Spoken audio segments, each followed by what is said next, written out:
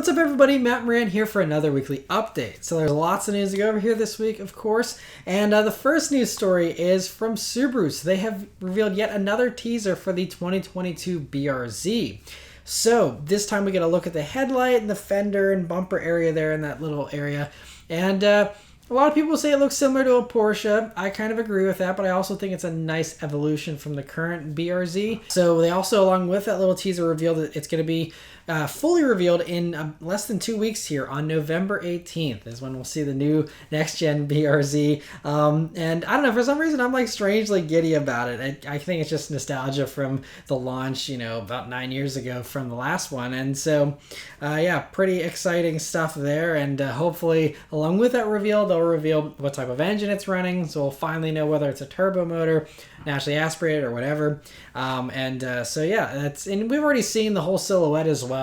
But this is really a new component we haven't seen before, is what the headlights actually look like. And I think it looks pretty good, but let me know what you think in the comments below.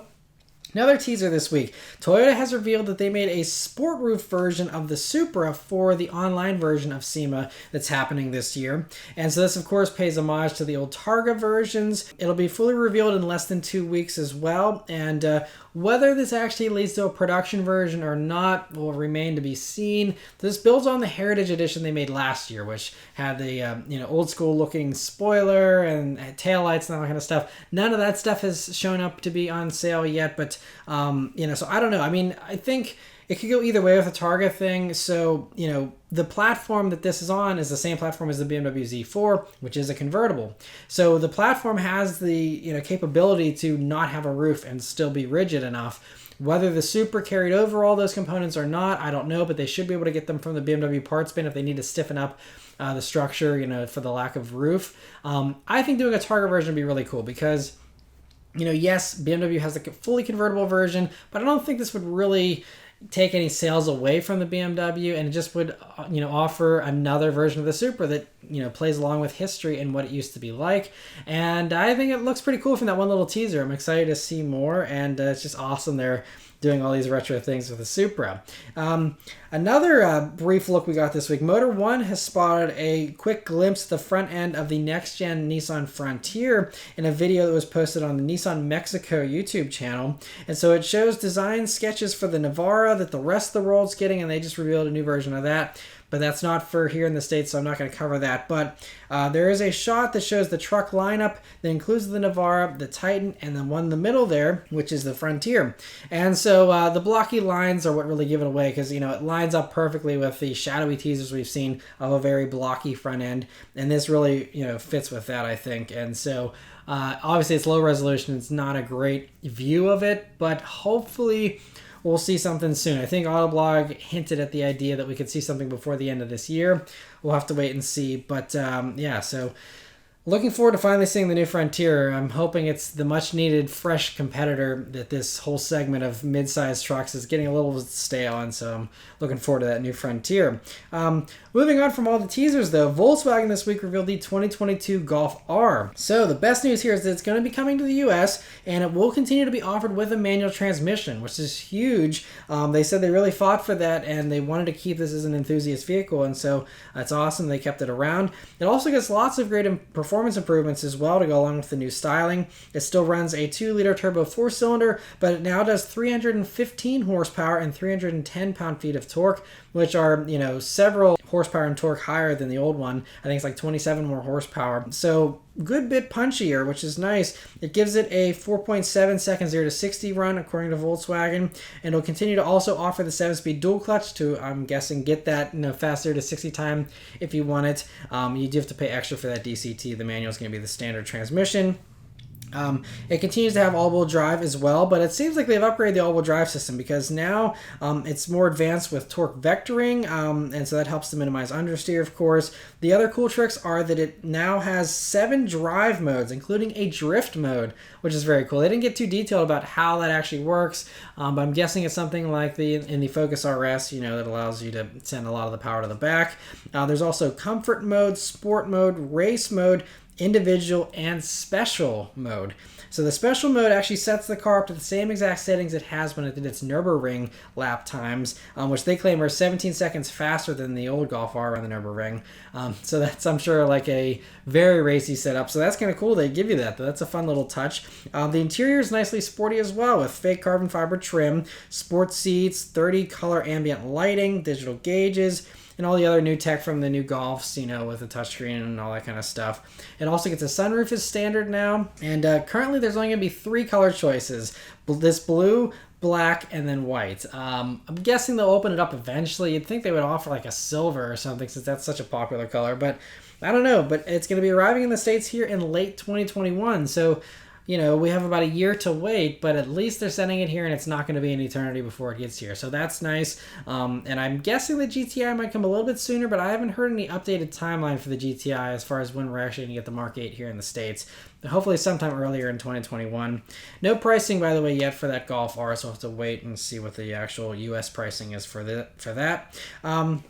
There's a bunch of special editions that came out this week that I'm briefly going to cover. First, Lamborghini has a new edition of the Huracan Evo called the Fluo Capsule, and it offers a choice of 5 new colors that are all very bright, and that color is also reflected on the edges of the bumpers, side skirts, and mirrors, along with a matte black roof and wheels. Otherwise, it's the same as any other Huracan Evo. It's going to be available for the 2021 model year, but they didn't give any pricing yet, but I mean, that's something you could basically do in the aftermarket if you wanted, but cool to give you the new color choices as well. Lexus has also revealed a new Aviation edition of the LC500, but it's only for Japan, and only 70 will be made. So I mean, this is a very rare thing we'll never see, but briefly, the main addition is it has a new spoiler made from curved carbon fiber reinforced plastic that was crafted by the same craftsman that worked on the LFA. So that's that special bit, but the winglets on the spoiler actually do smooth out turbulence, they say, in that area, which they claim improves yaw, steering response, and high-speed stability. Other components of this edition are these new black 21-inch wheels, along with a blacked out grille, headlight and taillight trim's also blacked out, where it's usually a little bit shinier. Inside, it gets an Alcantara steering wheel, shifter, door trim, all that kind of stuff, all covered in Alcantara. It comes in either this exclusive shade of aviation black or silver or white. So very limited there, but again, only 70 and only for Japan, so kind of crazy. Also, Jeep this week has revealed that they're adding the Willys trim to the Gladiator for the 2021 model year. And so, you know, it's been around on the Wranglers and stuff for a while, but now on the Gladiator, it's a new addition. So in addition to the familiar Willys look you've seen on other Jeeps, it starts with a lower Sport S trim, then adds the rock rails and the shocks from the Rubicon, along with a limited slip differential, unique 17-inch wheels, 32-inch mud terrain tires, and kind of packages that all together with that unique look. On the inside, it also gets the technology group and convenience group as standard, so that helps upgrade some of the tech over that Sport S model. And there's also other options you can add on to it as well. But anyway, those are going to be starting at $36,760. And it's kind of nice they're doing a special edition model that isn't super expensive and, you know, kind of adds some specialness to the lower trims of the Gladiator as well. And Audi this week has revealed a special edition that's actually a really good value, which is really rare when it comes to special editions usually. So Audi revealed the 2021 A6 Sport. So this is different than the Sport package, which you can still get, I think, for 2021. Anyway, this A6 Sport is based on a regular A6, but does actually boost the power a bit from 248 horsepower to 261 horsepower. Torque is unchanged at 273 though, so you know, no changes there. The 0 to 60 time is also the same, so you might not feel that extra power, at least at lower speeds. And so that Sport, in addition to giving you that extra power, it also includes the black optic exterior package for a darker look, which is what you usually get with the Sport package. But the difference is this package might be the best value in the A6 range because it's only $500 more for the extra power and the black optics, which usually the black optic package as part of that Sport package was like $1,800 extra. So you can just get this Sport model, get all that stuff for only $500 more, and you get the extra power as a bonus. That's a nice little value there, surprisingly. So that's cool, and it's going to be on sale pretty soon. Audi has also revealed some of the specs here for the coming RS e-tron GT. I guess they're putting the RS in front of the name now instead of behind it. We still don't know when exactly it's going to be arriving, but it does say that it's going to be doing, whenever it does arrive, it's going to be doing over 640 horsepower, over 610 pound-feet of torque, and under 3.5 seconds for its 0 to 60. So that is much slower than stuff like the Taycan Turbo S, even a regular Taycan Turbo. It still is impressive. I mean, it's not like a 3.5 seconds 0 to 60 time is slow, but for an electric car that's going to be as expensive as this is, I don't know. I guess at least I was expecting a little bit more, but maybe it's just me. Let me know what you think in the comments. But it's also going to be getting controlled damping, air suspension, larger brakes, and all-wheel steering that can do 3 degrees of counter steer up to 30 miles per hour, and then beyond that it'll turn them in the same direction as the fronts for better high-speed response and stability. They also added that the 4 heating and coolant circuits regulate the temperature in the interior and the high-voltage components, and the result of that is that you get higher power output on the road and high performance with fast charging. So it all sounds very impressive. I think this is going to be set up a little bit softer than the Taycan. Not that I haven't driven a Taycan, but I don't think it's insanely stiff. So, they have adaptive suspensions and stuff too. But I think Audi's going to have obviously the different interior setup with the dual screens and all that kind of stuff. So there'll be some differentiation there. But I wonder if people are going to pick this over getting the Porsche. But we'll have to wait and see.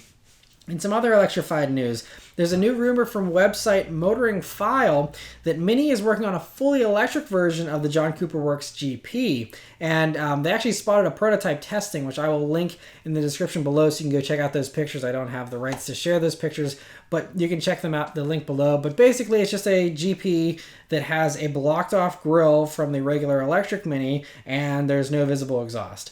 So it's pretty safe to assume it's an electric version if you don't have cooling and you don't have exhaust. So yeah, I mean, that sounds like a really cool, potential combo because, I'm not sure what they would do performance-wise with it, but my guess, if you're going to have something that's GP-like with its power, something crazy, they could give it all-wheel drive by just adding 2 of the SE motors, one in the front and one in the back. And in the electric, SE Mini Cooper, it does 181 horsepower. So if you put that same motor in the back there, you could potentially have 362 all-electric horsepower. And that wouldn't be a problem, I don't think, packaging-wise, since they delete the rear seat anyway in the GPs. You can kind of put it where that rear seat is if you need extra space there. But I don't know if they're going to do it like that or not because that would probably kill range. Range is only 110 miles in a regular electric Mini. And if you have double the motors consuming power, I mean, they would definitely have to upgrade the battery pack somehow to, make it reasonable for the range. So I don't know what they're going to do with this. Maybe they'll just do a juiced up version of the regular Cooper SE and have, 200 horsepower or something with the crazy looks. I don't know. But anyway, sounds like a very interesting thing. And it's a cool find that Motoring File found here. Their anonymous sources are claiming the model hasn't been greenlit yet, though, but that it is under development, obviously, as you can see. And so they wouldn't be that far along, I don't think, unless it was something they were pretty confident they were going to make. So we'll have to keep our eyes peeled for that and see what develops there. Automotive News Europe, in another electrified story here, they talked with Aston Martin's CEO recently, who revealed that Aston is back to working on an electric vehicle. It was kind of on again, off again with Lagonda, and that being like a fully electric brand. But now, so, there was just the news in the past week or two here how Mercedes is going to be now owning 20% of Aston Martin. And so, they're going to be sharing more components than they did back when they only owned like 2.3% or something. And so some of that technology from Mercedes that they're going to be using for new Astons will be the electrified stuff here. So that's kind of the new development here. And so Aston's CEO said it'll use a Mercedes platform, but that other hybrid Astons that are also coming, those could use either in-house tech that they're currently developing and working on, or they could end up using Mercedes hybrid tech as well. They say it's too early to say which route they'll go as far as the hybrids. But as far as the fully electric one, they have an on-sale target date of 2025 or 2026. But they did say it's not going to use the Lagonda name. So they are going to make it an Aston Martin, and they say that Lagonda has a different purpose for the future. I'm not sure what that future is. I'm guessing that's even further off down the road. But in the meantime, sounds like Aston Martin wants to be competitive with the electric stuff. And that makes sense because they're not the only ones. The other story that just came out this week, according to Autocar here, is another high-end electric car that will be arriving by 2025 is from Bentley. So Bentley This is one of their first steps in their Beyond 100 plan, which boldly plans out that the entire Bentley lineup will be going fully electric by 2030 now. So that has been moved up. Originally, earlier this year, they came out with this plan and they were saying 2040 was going to be when they're going to phase out the gas Bentleys. But now they have changed that, moved it up to 2030, which is pretty ambitious. I mean, it's still 10 years away, I guess almost 9 at this point, but that's big change to get rid of all your gas engines, have everything that you make be electric. I mean, they're a small brand, but still, that's a pretty big commitment. And so they're also changing their factory to have 75% less environmental impact than their 2010 levels by 2025. So they're going to be reducing that to make everything, more green, I suppose. And in the meantime, they plan to roll out 2 new plug-in hybrid models next year, actually, and Autocar claims one of them will be a flying spur plug-in hybrid that will actually be using the same guts from the Porsche Panamera e-hybrid. So I'm not sure how quick it would be in the Bentley application. I don't know if they would use the twin turbo V6 like all those do, or if they'll go with the twin turbo V8 from the Panamera Turbo SE hybrid. I believe that still has a V8. So we'll have to see on all that stuff, but that's pretty interesting. And also, in addition to those plans, by 2026, they plan to offer only plug-in hybrids and fully electric vehicles. So, I mean, even sooner, you're not going to be able to get a non-hybrid Bentley in roughly 5 years, which is crazy. They're doing this quick. And then the full EV switch, again, happens in 2030. And don't think it's just going to be, different versions of the Taycan platform either for the Bentleys, with Bentley actually emphasizing in this quote with this Autocar story that their 2025 EV, whatever that model is, it will be on a totally new platform, and said, in addition, that the most important thing is not to just make electric cars, we've got to make Bentleys. So, I think the whole new platform thing, it probably is going to use the same architecture as other, Volkswagen Group products, but I think as far as the actual platform itself goes, it will be unique to Bentley, and and they're going to give it that Bentley refinement and feel. And I think honestly, the most luxurious thing for a luxury car is to be totally silent, and with electric, you get that. I think the only thing you're giving up with the electric Bentleys would be the Grand Touring function, because even with a massive battery pack, are you going to have the same range as you have with a gas and the ease you have with a gas Bentley? Maybe, maybe not. We'll have to see how the charging infrastructure is everywhere by 2030. But that's the only compromise. Otherwise, I think this is a great thing. And they said they're embracing it. They think it's a great change, and they're excited for it. So, but yeah, the days of screaming Bentleys with their twin turbo V8s and the old stuff back in the day with supercharged V8s and W12s, all that is all going to be history here in about 10 years or so. So crazy, but we still got 10 more years to enjoy them as new vehicles. And of course, the used market will, I'm sure, be pretty strong for those well beyond that as well. The last story this week here is something I reported back in July, that Lincoln announced that they're going to be discontinuing the Continental. And so that actually came to fruition here in the past week or so. So the last Continental rolled off the line on October 30th, according to Ford Authority. And so this leaves Lincoln without any cars at all, because the MKZ just got killed off back in August, and that's done now too.